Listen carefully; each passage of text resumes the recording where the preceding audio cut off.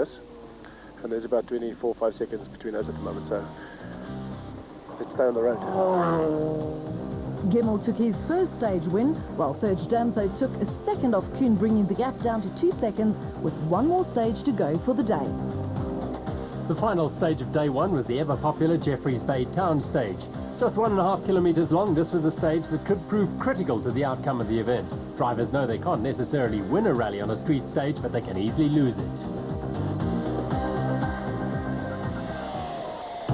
Packed to the rafters, the crowd along the streets of Jeffreys Bay enjoyed the spectacle of top-class rallying from close quarters. Let's rock and roll.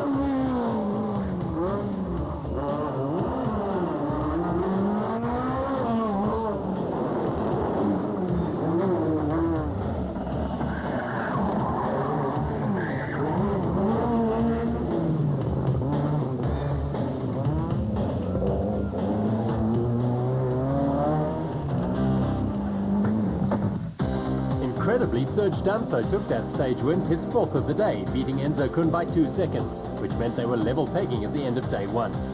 Overall, in S2000, Kuhn and Damso shared the lead, 11 seconds clear of Fecken, who had a 9-second cushion over Hubby. Paul Pfeiffer had taken over the N4 lead, 10 seconds ahead of Reuter, while Pisaki was still ahead of Musa in N3, and Detroit held a comfortable lead in N2. Cormier was running away with A7, as was Trott in A6, while Zulu had gone to the top in A5. We'll be back with day two of the Volkswagen Rally over just less than 16 kilometres on dirt. It was as if the rally had started all over again. Could we see a battle right down to the wire?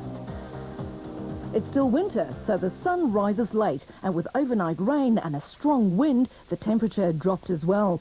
Typical rally conditions. Jean-Pierre Damso and Cobus Frey, 17th overall in their team total Toyota Runex. 5th overnight in their Castrol Toyota Runex, Johnny Gemmell and Peter Marsh. Although it wasn't muddy, the rain did soften the surface. Joint leaders Enzo Kuhn and Guy Hodgson in the Works BP Volkswagen Polo. 4th overnight, Jan Habich and Douglas Judd in another of the Works BP Volkswagen Polos. 6th overall, and on the road, Etienne Lawrence and Andre Vermeulen in their team total Toyota Runex. They really enjoyed not having to sweep anymore. 3rd overall, just 11 seconds off the pace, Pretoria-Cape Town pairing Jürgen Fecken and Peri Aries. Co-leaders Serge Damso and Robert Paisley in the Works Castrol Toyota Runex. Their determination was proven when they took the stage win by 5 seconds. Overnight production car leaders Paul Pfeiffer and Cindy Harding in their Mitsubishi Lancer Evo 6. Theirs had been a heroic performance after missing the previous 2 events due to illness. Nicholas Ryan and Schalk van Heerden in their Bozel-backed Subaru Impreza. They were only 4th in class overnight and needed a big day. Feeling better after a fluish day yesterday, N4 championship leaders Visser Du Plessis and Dave Lefkovich.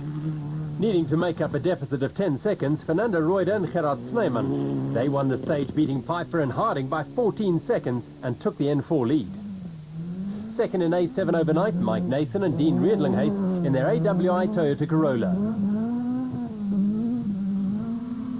4th in A7 were Tien Hubert and Greg Godrich in their Salem truck and plant hire Volkswagen Polo. Comfortably in the A7 lead in their Castrol Toyota Runex, Mark Cronier and Chris Birkin could clinch the title should they take their 5th consecutive victory here. Craig Trott and Carolyn Swan also held a comfortable lead in their Class A6 team total Toyota Runex. They were looking good for their 3rd class win of the season.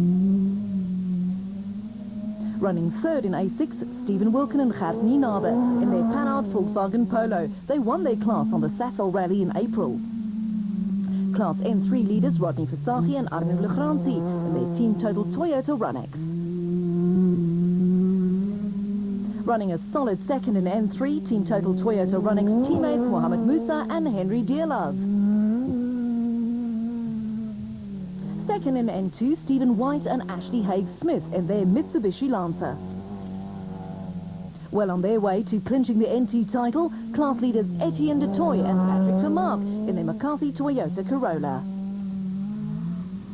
Class A5 leaders Gugu Zulu and Carl Peskin in their BP Volkswagen City Golf. They were being chased by Steve Mearns and Chiara Noonan in their MPC Toyota Taz.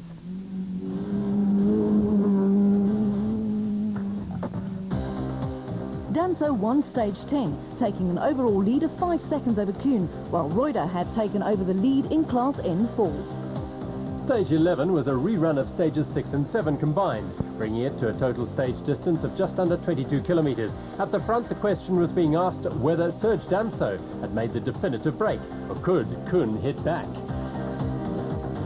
There was still some drizzle in the air, Jürgen Fecken here needing to employ his windscreen wipers to ensure good visibility. Take note of how smoothly and economically he drives, going just 2 seconds slower than Enzo Kuhn.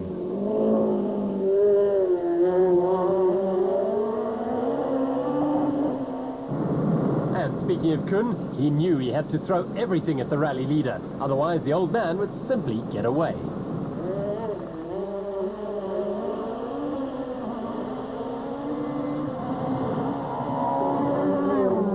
Johnny Gemmell and Peter Marsh trying to get back into touch with the leading group. Etienne Lawrence and Andre Vermeulen now enjoying much more grip than the previous day.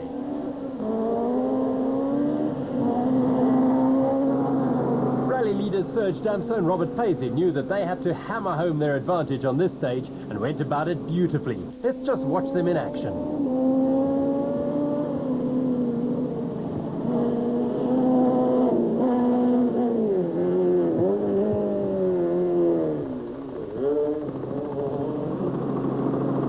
Damso and Paisley did exactly what was required, taking 7 seconds off Kuhn and Hodgson and extending their overall lead to 12 seconds.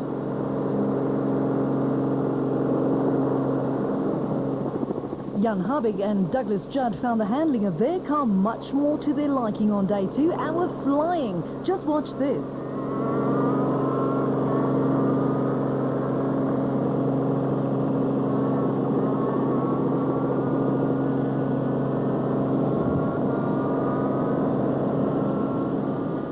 In fact, they were going so well that they won the stage, going 3 seconds faster than the Toyota pairing and a full 10 seconds quicker than teammates Kuhn and Hodgson.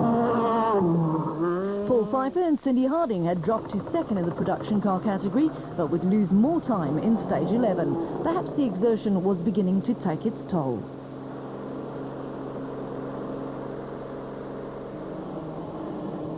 Fischer Duplessis and Dave Lefkowitz gave away 8 seconds to their title rivals in this stage.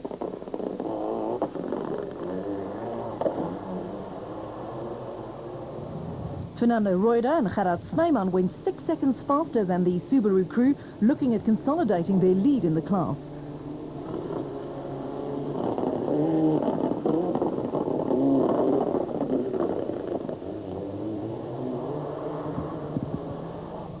But Nicholas Ryan and Schalk van Heerden came with a serious charge, winning the stage in class and taking 12 seconds off Pfeiffer and Harding and 2 seconds off Reuter and Snyman.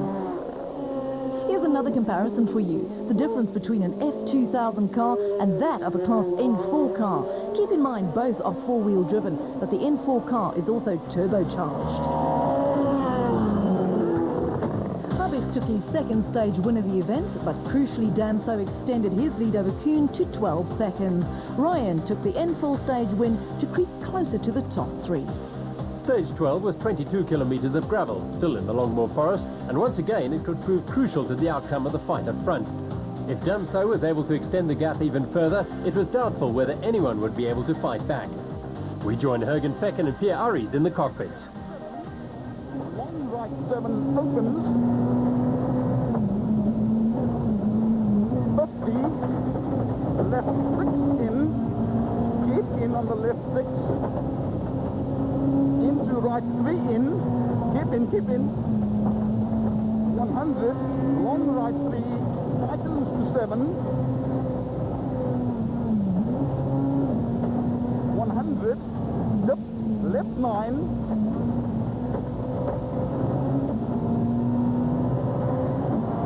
100, long right 7 opens,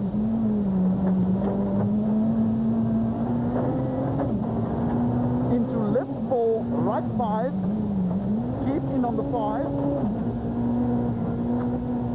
this is left 4, right 5, keep in, then turn off fork right 6, no cut, turn off fork right 6, no cut, 150, left 5 in,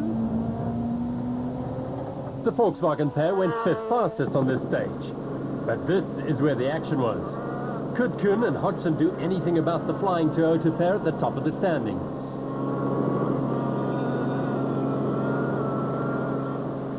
It's a big fight today. All the guys are really trying hard, and there's absolutely nothing in it. You know, we started on the same second this morning. Serge managed to pull some time from us. Kuhn and Hodgson couldn't do it, dropping another 11 seconds to Damso and Paisley. Johnny Gemmell and Peter Marsh were also flying, going 9 seconds faster than the Volkswagen pairing. Hubig and Judd had no problems in this stage, going a second faster than Gemmell and Marsh.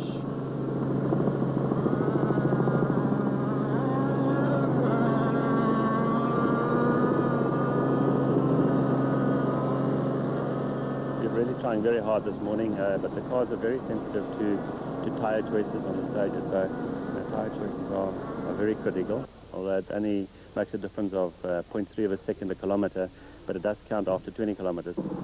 And once again, Serge Damso and Robert Paisley did it, taking their 6th stage win and extending their overall lead to 23 seconds.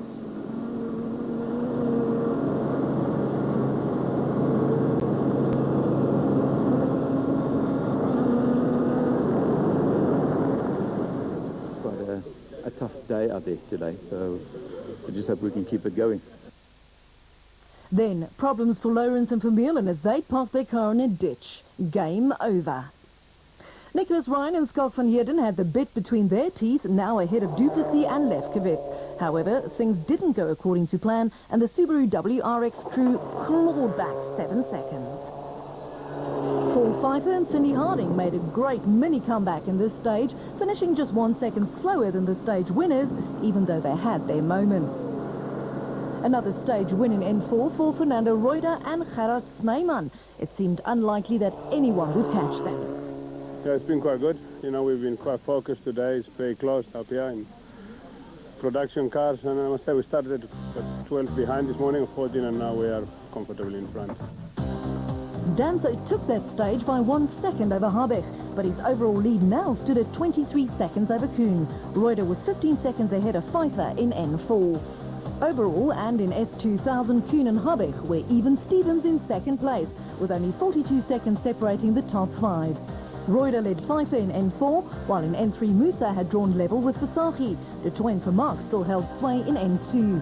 In A7, nobody could touch Cronje. Trott had a comfortable lead in A6, while Zulu was pulling away. He ran just over 20 kilometres in the Longmore Forest. Amazingly, most of the front runners were still in with a chance, and no one was taking any bets. This had turned into one of the most exciting rallies in years. In Class A5, leaders Gugu Zulu and Carl Peskin seemed to have it all under control. The same held for Etienne du Toit, a former circuit racer, and Patrick Vermaak in N2. Mohamed Musa and Henry Dielov took the lead in N3 on this stage. Craig Trott and Carolyn Swan held a comfortable lead in A6. While Mark Cronje and Chris Birkin were well on their way to clinching the A7 title. Now the N4 runners. Second place, Paul Pfeiffer and Cindy Harding. Ahead of Visser Duplessis and Dave Lefkowitz. Class leaders Fernando Reuter and Gerard Snyman. And 4th place defending champions Nicholas Ryan and Schalk van Heerden. S2000 now joined 2nd overall Enzo Kuhn and Guy Hodgson. Also in 2nd, Jan Habeck and Douglas Judd. On board with 4th place Jürgen Fecken and Pierre Aris. And turn right 7, keep in, long right 3, and turn right 7 in. Turn right 7 in. 200 bump, left 2. And right 1. Then see 200 into Scholl's corner. Care right 8, no cut. Hairpin left. Into long right 6 opens. The pair enjoyed a good run on stage 13, going 2nd fastest by only 2 seconds. Rally leaders Serge Damso and Robert Paisley took another 3 seconds off Habeck and Judd, while Johnny Gemmell and Peter Marsh took their 2nd stage victory. So Gemmell won the stage, while Damso extended his lead to 26 seconds over Habeck, with Kuhn dropping to 3rd. Stage 14 was just over 20 kilometres long and included